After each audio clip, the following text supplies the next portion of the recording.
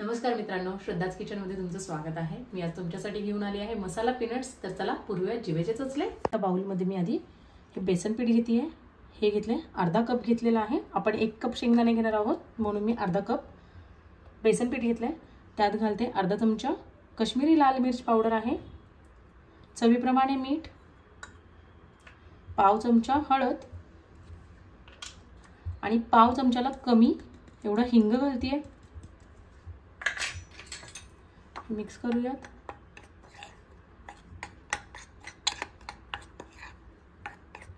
इथे 1/4 कप एवढं पाणी घेते, पण आपल्याला हे एकदम घालायचं नाहीये, थोडं थोडं घालायचं आहे, कारण की आपल्याला एकदम पातळ नाही करायचं।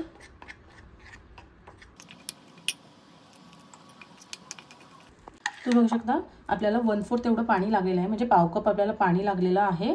आणि ही आपल्याला अशीच कन्सिस्टन्सी हवी आहे। तुम्ही बघू शकता चमच्यावर कसं जाड अशी लेयर राहते, असंच हवं आपल्याला। आता मी यात घालते 1 कप शेंगदाणे आहेत, कच्चे शेंगदाणे आहेत। हे मिक्स करून घेऊया। 2 मिनिटाला साईडला ठेवूयात। आपण जो चटपटीत मसाला लागणार आहे तो बनवून घेऊया। मसाला बनवण्यासाठी घेते आहे 1 चमचा लाल तिखट मिरची पावडर आहे, ही 1 चमचा आमचूर पावडर, अर्धा चमचा जीरा पावडर, अर्धा चमचा चाट मसाला, अर्धा चमचा गरम मसाला।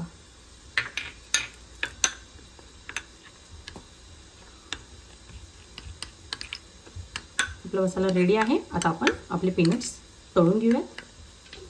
आपलं तेल कडकडीत असं तापलेलं आहे। आता मी गॅस बारीक करते आहे। ह्यात ना हे असे पीनट घालते जे आपण हे करून ठेवलेले असते, आणि काही तुम्ही 1 चमचा किंवा काही घेऊ शकता। आणि हे असं पटपट पटपट पटपट असं हे करायचं, म्हणजे एक न एक शेंगदाणा आपला वेगवेगळा होतो।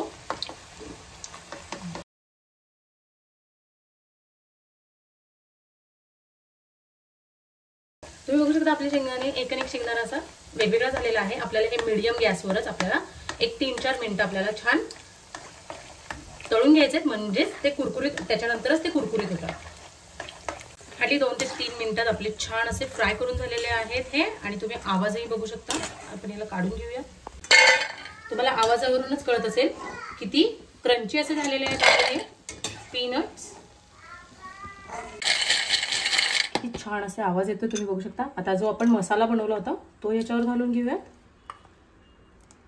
आणि एकदा टॉस करूया।